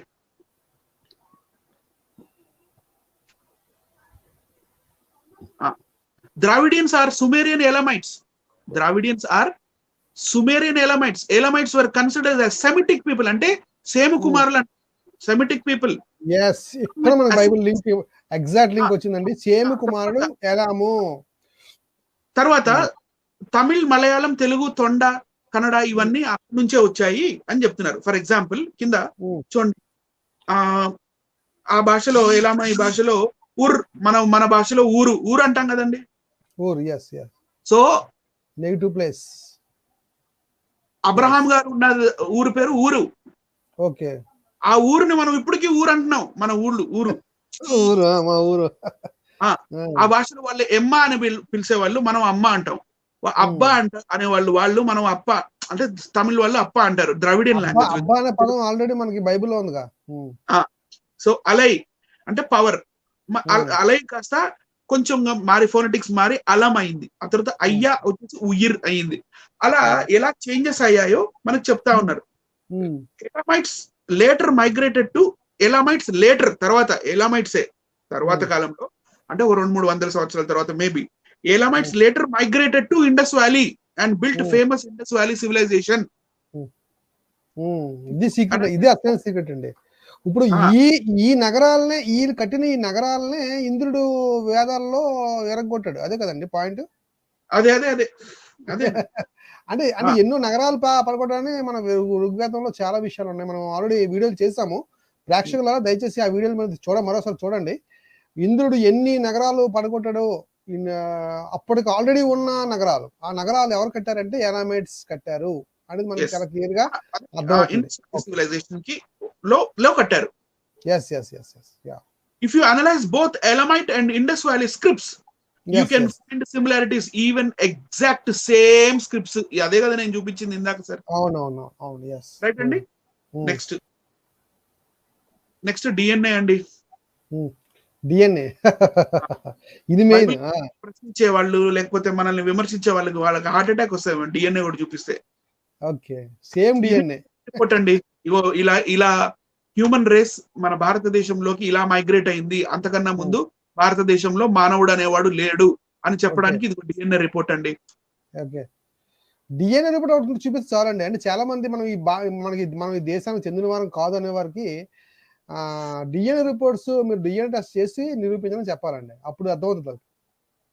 వాళ్ళకి బుర్రలేదులేండి, అది వేరే సంగతి. కానీ ఈ డిఎన్ఏ టెస్ట్ వల్ల కూడా చాలా క్లియర్గా తెలుస్తుందండి మనకి. నేను మౌఖిక భాష గురించి చూపించాను, కట్టడాల గురించి చూపించాను, సీల్స్ చూపించాను, చిత్రకూపి చూపించాను, డిఎన్ఏ చూపించాను, ట్రేడింగ్ గురించి చూపించాను. ఇన్ని ఆధారాలు చూపించి తర్వాత ఇప్పుడు నెక్స్ట్ ఒక కన్క్లూజన్కి వస్తాను. నెక్స్ట్ దాంట్లోకి వెళ్దాం సార్. ఇది ఆ కాలంలో సింధు నది నాగరికతలో నివసించిన ఈ ద్రవిడ భాష మాట్లాడే వాళ్ళు ఆర్యన్ ఇన్వేజన్ లేకపోతే ఆర్యన్ మైగ్రేషన్, మీరు ఏదనుకుంటే అది, ఆర్యులు భారతదేశానికి వచ్చిన తర్వాత వాళ్ళ మీద చేసిన దాడుల వల్ల వాళ్ళు ఆ ప్రదేశాన్ని ఖాళీ చేసి మన దక్షిణ భారతదేశానికి వచ్చినా కూడా ఇదిగోండి ఈ ద్రవిడ భాష మాట్లాడే వాళ్ళు ఇలా స్ప్రెడ్ అయి ఉన్నారు మన భారత ఉపఖండంలో, సౌత్ ఇండియాలో అనొచ్చు. Right sir. అంటే సౌత్ ఇండియాలో ఉన్న ప్రజలు ఎలామైట్స్ అని అర్థమవుతుందండి. ఎలాం అంటే సేమ్ కుమారులు, అంటే బైబిల్ లింక్ ఉంది. బైబిల్ కి ఖచ్చితంగా లింక్ ఉంది. బైబిల్ వల్లే కదా మనం అందరం ఏడున్నది. నెక్స్ట్ అండి, మరి అబ్రహాం కూడా సేమ్ కుమారుడే కదా. అవునండి. ఇలా వచ్చినాయి ద్రవిడ లాంగ్వేజెస్.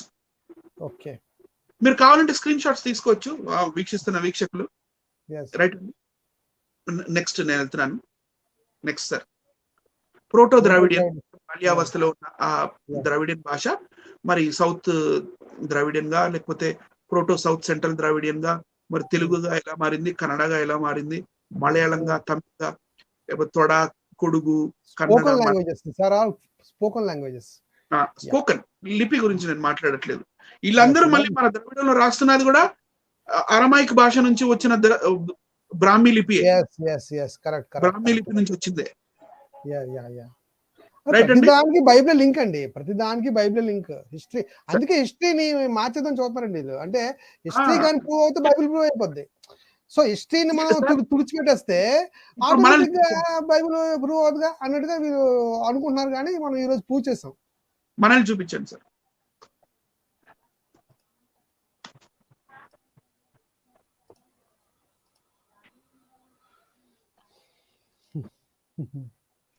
వీళ్ళు కొంతమంది బైబిల్ ని భారతదేశంలో బ్యాన్ చేయాలంటుంటారు.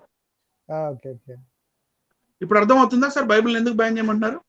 అందుకే బ్యాన్ చేయ, ఒక బైబిల్ బ్యాన్ చేయకపోతే వాళ్ళ చరిత్ర లేనివారు అయిపోతారు. ఇప్పుడు అర్థమవుతుంది. వాళ్ళు డ్రీమ్స్ అన్ని కూడా బైబిల్ బ్యాన్ చేస్తాం, ఇవన్నీ డ్రీమ్స్ అండి. బైబిల్ బూతు పుస్తకం అని, బైబిల్ ఒక లుచ్చా పుస్తకం అని, బైబిల్ ఒక నల్లట్ట పుస్తకం అని, ఇవన్నీ ఏంటంటే ఇవన్నీ థర్డ్ గ్రేడెడ్ నాలెడ్జ్ నుంచి మళ్ళించడం అండి. జస్ట్ థర్డ్ గ్రేడెడ్ మాటలు ఇవన్నీ. థర్డ్ గ్రేడెడ్ అంటే క్లాస్ 4 మాటలు ఇవన్నీ. అంటే చాలా దిగజారిపోయిన మాటలు ఇవి. ఓకే, వాళ్ళ మాటల వెనకాల ఉన్న రీజన్ ఏంటి? వాళ్ళ మాటల వెనకాల ఉన్న రీజన్ ఏంటంటే బైబిల్ గ్రంథాన్ని గాని ఒకవేళ పరిశీలించి చదివితే మా బండారం బయటపడిపోయింది అని. సో అందుకనే వీళ్ళు భయపడి బైబిల్ ని బ్యాన్ చేయాలంటారు. ఇప్పుడు ప్రపంచం చెప్తా, ఇప్పుడు ఈ వీడియో చూసాక ప్రపంచం చెప్తుందండి ఎవరు విదేశీలో. రైట్ అండి. ఇప్పుడు బైబిల్ భాగం వస్తుంది సార్, మీరు కొంచెం ప్రజలకి చెప్తారని నేను ఆశిస్తున్నాను. ఈ మూలాలు బైబిల్లో, మనం బైబిల్లోకి వెళ్దామండి. ఇప్పుడు ఈ మూలాలు బైబిల్లో ఉన్నాయా, బైబిల్ దీనికోసం ఏం చెప్తుంది అది కూడా తెలుసుకోవాలి కదా మనం. ఇప్పుడు చూద్దాం. నెక్స్ట్, ఆదికాండం 1వ అధ్యాయము 10వ అధ్యాయం 1వ వచనం. ఆదికాండం 10వ అధ్యాయం 1వ వచనం. ఇది నోవాహు కుమారుడు షేము, హాము, యాఫేతు వారి వంశావళి. జలప్రలయం తర్వాత వారికి కుమారులు పుట్టిరి. ఆదికాండం 10వ అధ్యాయం 22. షేము కుమారులు ఏలాము. ప్రేక్షకులారా గమనించండి, షేము కుమారులు ఏలాము.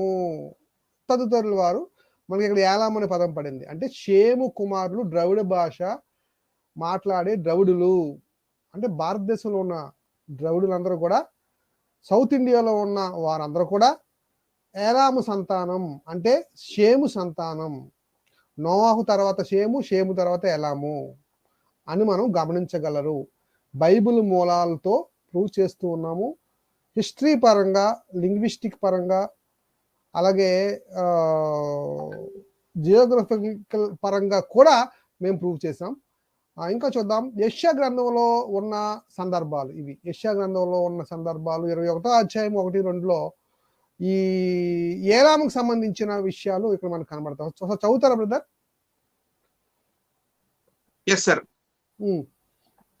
సముద్ర తీరమునున్న అడవి దేశమును గూర్చిన దేవోక్తి, దక్షిణ దిక్కున ఉన్న సుడిగాలి విసురునట్టు అరణ్యము నుండి, భీకర దేశము నుండి అది వచ్చుచున్నది.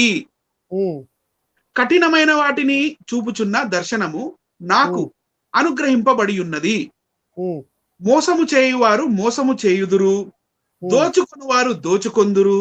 ఏలాము బయలుదేరుము, మాధ్య ముట్టడి వేయుము, వారి నిట్టుపంతయు మాన్పించుచున్నాను. ఇక్కడ నాకు ఆర్యన్ ఇన్వేషన్ కనపడుతుంది ఏలాము మీద. ఎస్, ఏలాం మీద ఆర్య ఇన్వేషన్ కనబడుతుంది. అంటే ఏలాం ఇలా కిందకు వచ్చేస్తుందని, ఈ ఆర్యులు వచ్చి ఏలాముని తరిమేస్తారని బైబిల్ ముందుగానే ప్రవచనం చెప్తుందా? గమనించాలి, ప్రేక్షకులు అందరూ గమనించాలి. బైబిల్లో కొన్ని ప్రవచనాలు ఏలాం మీద ఉన్నాయి. ఆ ప్రవచనాలు ఇండియాలో జరిగాయి అంటానికి ఇది ఒక రిఫరెన్స్ అండి. మేము చూపిస్తున్న రిఫరెన్స్. బైబిల్లో మేము పరిశీలించాం. ఈ ఏలామీస్ కి సంబంధించిన ఎక్కడైనా రిఫరెన్స్లు కనబడతాయా, ఏమైనా విషయాలు ఉన్నాయా అని మేము పరిశీలించినప్పుడు ఇక్కడ మాకు ఈ విషయం కనబడిందండి. ప్రవచనం నెరవేరినట్టుగా కనబడుతుంది. అంటే ఏలామీలు తరివేయబడతారు, ఏలామీలు మరి ఈ విధంగా ప్రవచనం అంటే ఓడిపోతారు అన్నట్టుగా కనబడుతుంది. ఇక్కడ చూడండి, ఇదిగోండి కొన్ని గ్రంథాల్లో ఇస్తున్న వివరణ ఇది. Same 21 commentary. ఇది దాని అంటే యెషయా గ్రంథం 21వ అధ్యాయము 1-2 వచనాల కామెంటరీస్. ఎస్ కామెంటరీస్ అండి ఇవి. ఒకసారి చదవండి బ్రదర్, అర్థమవుతుంది ప్రపంచానికి. సరే, ఇక్కడ కామెంటరీస్ లో ఏం రాయబడిందంటే, సముద్ర తీరాన అంటే మళ్ళీ ఎడారి అని ఏదైతే ఆ వచనం ఉందో దానికి ఏంటంటే, ఈ నగరాన్ని, రాజ్యాన్ని మాదీయ పారసిక సైన్యాలు ఓడించాయి. ఓకే. ఏలాం మాదీయ పారసిక సామ్రాజ్యంలో భాగం. బబులోను ప్రాంతంలో కొంత భాగం పర్షియా సింధు శాఖలో ఉంటుంది. ఇక్కడ ఏమంటున్నాడంటే, ఈ ఏలామీయులు 2 ప్రాంతాల్లో ఉన్నారంటండి. 2 ప్రాంతాల్లో క్లియర్ గా ఉన్నారు. అది ఒకటి ఇండస్ వ్యాలీ సివిలైజేషన్, ఒకటి ఏలాం. ఒకటేమో ఇందాక మనం మ్యాప్ లో చూపించిన ఏలాం ఉంది కదా, మెసోపొటేమియా, బాబులోన్ దగ్గర. ఆ బాబులోన్ దగ్గర ఉన్న తెగ, ఈ ఏలాం వాళ్ళు ఒక తెగ ఉన్నారు అక్కడ. ఇంకొక తెగ సింధు శాఖలో ఉంటుంది అని రాశారు చూడండి, క్లియర్ గా చూడండి. సో ఈ సింధు నది నాగరికతకు చెందిన వాళ్ళు ఏలామీలు. వాళ్ళ గురించి బైబిల్ ఏం చెప్తుందంటే, ఇక ఏలాము జాగ్రత్తగా ఉండండి కూడా మనకు చెప్తుంది. నెక్స్ట్ దాంట్లో చూద్దాం సార్. ఇదండి, ఇది వెరీ ఇంపార్టెంట్ అండి. ఇర్మియా గ్రంథం 50వ అధ్యాయము, 49 అండి. ఇర్మియా గ్రంథము 49వ అధ్యాయము 49వ అధ్యాయం. 49 34 నుంచి చదువుతున్నాను చూడండి. యూదా రాజైన సిద్కియా ఏలుబడి ఆరంభములో యెహోవా వాక్కు ప్రవక్త అయిన ఇర్మియాకు ప్రత్యక్షమై, ఏలామును గురించి ఇలాగు సెలవిచ్చెను. సైన్యములకు అధిపతియగు యెహోవా సెలవిచ్చినది ఏమనగా, నేను ఏలాము యొక్క బలమునకు ముఖ్యాధారమైన వింటిని విరుచుచున్నాను. నలుదిశల నుండి 4 వాయువులను ఏలాము మీదకి రప్పించి, నలుదిక్కుల నుండి వచ్చు వాయువుల వెంట వారిని చెదరగొట్టుదును. వెలివేయబడిన ఏలాము వారు ప్రవేశింపని దేశమేదియు ఉండదు. మరియు వారి శత్రువుల ఎదుట వారి ప్రాణము తీయజూ వారి ఎదుటను ఏలామును భయపడ చేయుదును. నా కోపాగ్ని చేత కీడును వారి మీద నేను రప్పించేదను. ఇవన్నీ ఎందుకు చెప్తానంటే, వీళ్ళు ఆ కాలంలో అప్పటికి ఏలామీయులు విగ్రహారాధన చేశారు కదా సార్. ఇప్పుడు ఇందాక మీరు దేవతలు చూపించారు కదా, ఇటు ఇందాక ఆల్రెడీ దేవతలు చూపించారు మీరు. అక్కడ చూపించారు, విగ్రహారాధన జరిగింది, అక్కడ ఆల్రెడీ జరిగింది. కనుక ఇక్కడ ఆల్రెడీ ప్రవచనం మళ్ళీ 40వ అధ్యాయంలో, 49వ అధ్యాయం క్షమించాలి, ఇర్మియా గ్రంథం 49వ అధ్యాయము 34 నుంచి 39 వరకు మీరు చదివినట్లయితే అక్కడ కూడా మరో ప్రవచనం కనబడుతుంది. యెషయా ఇక్కడ గ్రంథంలో చూపించు. 9వ వచనం చదువుతాను సార్. చదవండి. అయితే ఉమ్, కాలాంతమున చెరపట్టబడిన ఏలాము వారిని నేను మరలా రప్పించేదను. ఇదే యెహోవా వాక్కు. ఎస్. ఇది ప్రవచనం మళ్ళీ ఆ, కదా. Sir yes.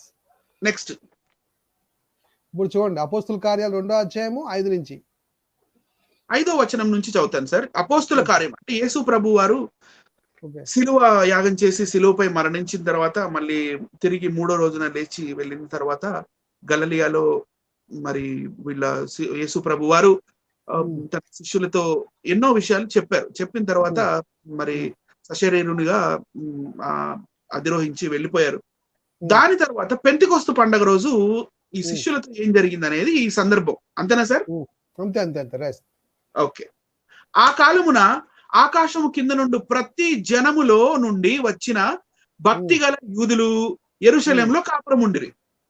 ఈ శబ్దము కలుగగా జనులు గుంపులుగా కూడి వచ్చి ప్రతి మనుష్యుడు తన తన స్వభాషతో వారు మాట్లాడుట విని కలవరపడిరి. అంతటా అందరూ విభ్రాంతి నొంది ఆశ్చర్యపడి, ఇదిగో మాట్లాడుచున్న వీరందరూ గలిలీలు కారా? అంటే ఇక్కడ ఏం జరిగిందంటే పరిశుద్ధాత్మ వల్ల ఈ 12 మంది శిష్యులు వాళ్ళ భాష కాని వేరే భాషల్లో మాట్లాడారు అక్కడ పండగ రోజు. అప్పుడు భాష మాట్లాడినప్పుడు ఆయా భాషల్లో వాళ్ళకి వినబడ్డాయి. సో అక్కడ ఉన్న వాళ్ళు ఏం మాట్లాడుతున్నారు అనేది ఇక్కడ 8వ నుంచి స్టార్ట్ అవుతుంది. మనలో ప్రతివాడు తాను పుట్టిన దేశపు భాషతో వీరు మాట్లాడుట మనము వినుచున్నామే. ఇదేమిటి? పార్థియులు, మాదీయులు, ఏలామీయులు, మెసొపొటేమియా, యూదయ, కప్పదోకియా, పొంతు, ఆసియా, ఫ్రిగియా, పుంపులియా, ఐగుప్తు అను దేశము యందలి వారు, కూరేనే దగ్గర లిబియా ప్రాంతములయందు కాపురమున్నవారు, రోమా నుండి పరవాసులుగా వచ్చిన వారు, యూదులు, యూదా మత ప్రవిష్టులు, అంటే వీళ్ళ భాషల్లో వాళ్ళు మాట్లాడుతూ ఉన్నారనమాట. అందులో ఏలామీయుల భాష కూడా ఉంది, అంటే ద్రవిడ భాష కూడా వీళ్ళు మాట్లాడారు. కరెక్ట్. ఇప్పుడు ఇక్కడ నేను సార్ మనల్ని చూపించండి సార్.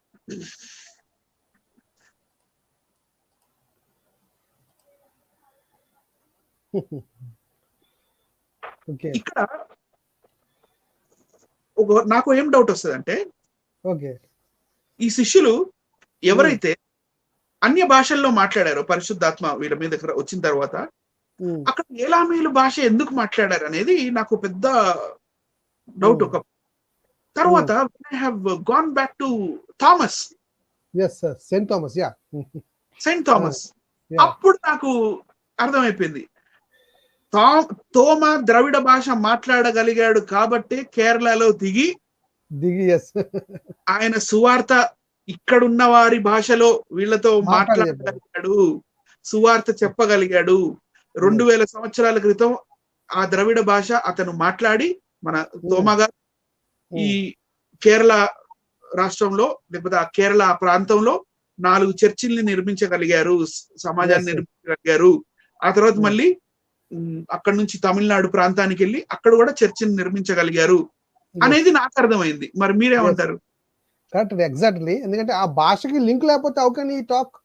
సో అంటే ఆ శక్తి, పరిశుద్ధాత్మ దేవుడి శక్తి ఆనాడు ప్రూఫ్స్ ఎలామైట్స్ సంబంధించిన పర్సన్స్ కూడా అక్కడ ఉన్నారు. ఆ భాషలో ఆ శక్తి వల్ల వాళ్ళు వినడం జరిగింది, ఆ భాషను వినడం జరిగింది. అంటే ద్రవిడ భాషలో కూడా వాళ్ళు విన్నారు అని చాలా క్లియర్ గా మీరు ఎక్స్ప్లెయిన్ చేశారు. పైగా ప్రవచనాలు 21వ అధ్యాయము యెషయా గ్రంథము, 49వ అధ్యాయము యెరెమీయా గ్రంథంలో కూడా ఎలామైట్స్ కోసం ప్రవచనాలు ఉన్నాయి. అది సింధు నాగరికతకు కూడా లింక్స్ ఉన్నట్టుగా మనకి మేధావి వర్గం వారు చాలా క్లియర్ గా మనకి మేము చూపించాం.